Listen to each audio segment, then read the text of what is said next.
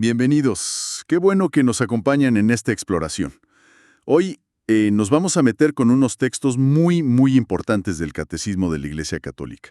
Son los párrafos que van del 1716 al 1729.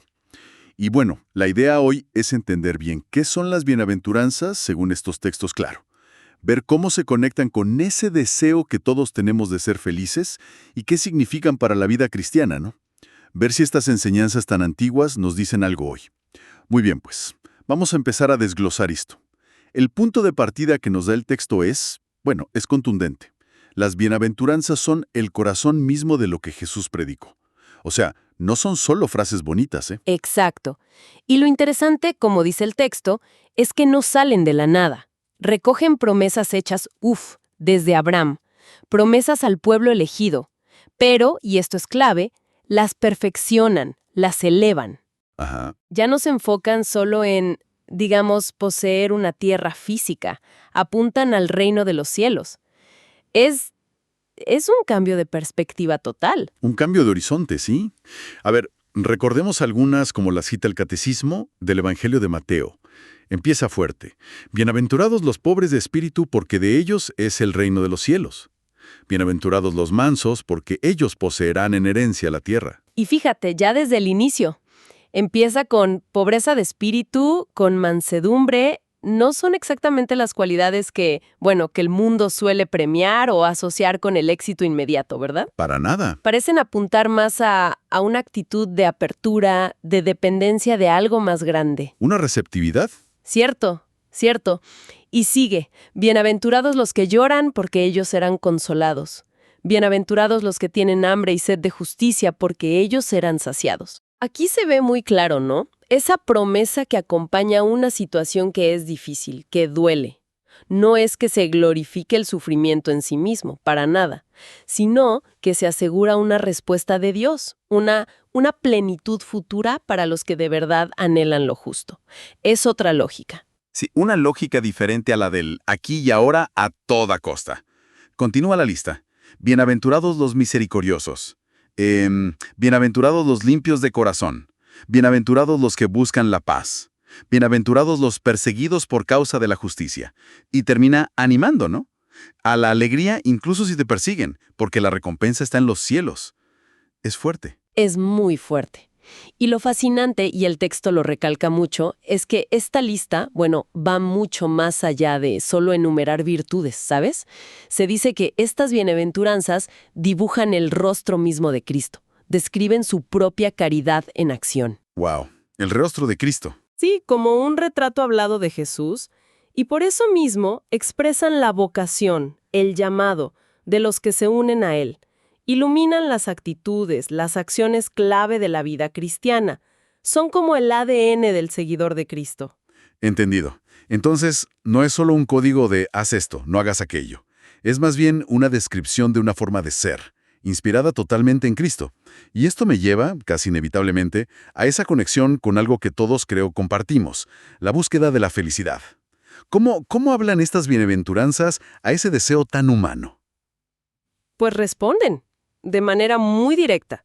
Y aquí hay una idea muy potente que presenta el Catecismo. Dice que ese deseo natural, universal, de ser feliz, no es algo simplemente psicológico o cultural. No, tiene un origen divino. Dios mismo lo puso en nuestro corazón. ¿En serio? ¿Como una especie de brújula interna? Justo así, como una brújula para atraernos hacia Él. Porque, según esta visión, solo Él puede satisfacer de verdad, plenamente, ese anhelo tan profundo. O sea, que estamos replanteando algo muy humano, el deseo de felicidad, como algo profundamente espiritual, una señal de Dios en nosotros. Exactamente. El texto, de hecho, cita a San Agustín.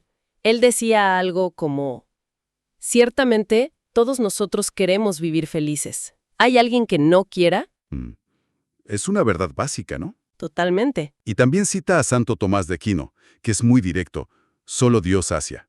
Pone el foco justo ahí, en la fuente de esa plenitud. Entonces, si conectan con nuestro deseo más profundo, estas bienaventuranzas nos están mostrando el propósito final de nuestra vida. el gran objetivo, digamos, meta última a la que, según el texto, Dios nos llama. ¿Y cuál es? Su propia bienaventuranza, su propia felicidad.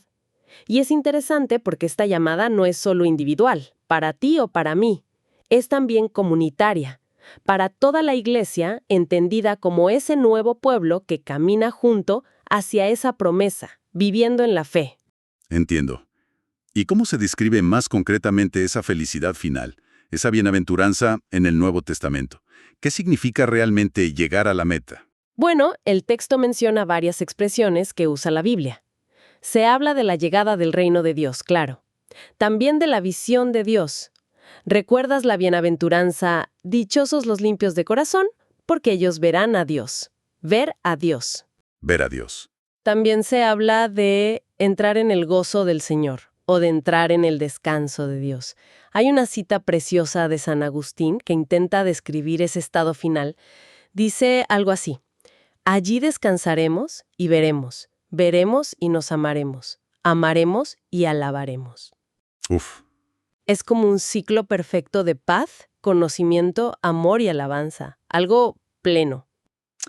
Suena inmenso, la verdad. ¿Qué implica realmente alcanzar eso? El texto menciona participar de la naturaleza divina. ¿Qué significa? Implica, según estas líneas del catecismo, nada menos que eso: participar de la naturaleza misma de Dios, entrar en la vida eterna, entrar en la gloria de Cristo, en el gozo de la vida de la Trinidad. ¡Wow! Dicho de forma muy directa, el texto afirma que Dios nos habría puesto en el mundo para esto, para conocerle, servirle, amarle y, a través de eso, llegar a esa unión total con Él en el cielo. Ese sería el fin último de nuestra existencia. Pero, a ver, alcanzar algo así suena, bueno, totalmente fuera de nuestro alcance, ¿no? Supera por completo nuestras capacidades humanas. Totalmente. Y el texto lo confirma, sin rodeos. Dice que semejante bienaventuranza supera nuestra inteligencia y nuestras solas fuerzas. No podemos llegar por nosotros mismos. Por eso la llama sobrenatural, o sea, algo que está por encima de nuestra naturaleza, que la trasciende. Entiendo. Es un don, un regalo gratuito de Dios. Igual que la gracia, esa ayuda divina que nos prepara para ella. No es algo que ganamos por mérito propio. Como un regalo que no esperábamos, que viene de arriba, por decirlo de alguna manera. Exacto. De hecho, cita a San Ireneo de León, un padre de la Iglesia antiguo. Él decía algo muy bonito: que aunque Dios Padre en su grandeza es inalcanzable, su amor es tan grande que concede a los que lo aman el privilegio de verlo. Y concluye Ireneo: lo que es imposible para los hombres es posible para Dios. Es un regalo, no una conquista nuestra. Queda claro. Es un don. Ahora, si esa es la meta prometida, una meta que es un don, pero hacia la cual caminamos, ¿qué impacto tiene esto en nuestras decisiones diarias? En el aquí y ahora. Pues nos coloca, según el texto, ante opciones morales decisivas. Nos pone en una encrucijada constante. Nos invita a purificar nuestro corazón, a limpiarlo de instintos o apegos que nos desordenan, y a buscar el amor de Dios por encima de todo lo demás. O sea, priorizar. Exacto. Enseña muy claramente que la verdadera felicidad, esa plenitud que tanto buscamos, no se encuentra realmente en la riqueza material, ni en el simple bienestar físico, tampoco en la fama, ni en el poder, ni siquiera en las grandes obras humanas como la ciencia o el arte, por muy valiosas que sean. Ujú. Dice que reside únicamente en Dios, que es la fuente de todo bien y de todo amor. Ahí está el centro. Es interesante cómo el texto rescata esa cita de John Henry Newman, hablando de cómo el dinero y la notoriedad, él la llamaba fama de prensa, que actual suena a eso, se convierten muy fácil en ídolos modernos, ¿no?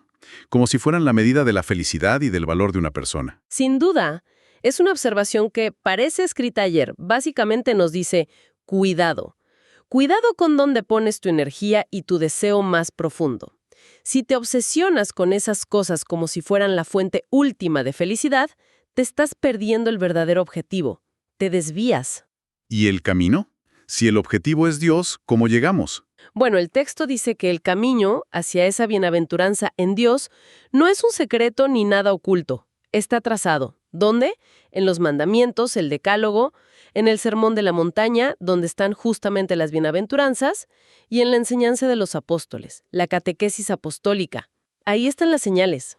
O sea que no es un salto mágico al vacío, hay un camino marcado. Un camino exacto, y se recorre paso a paso, con las acciones de cada día, sostenidos, claro, por lo que la fe llama la gracia del Espíritu Santo.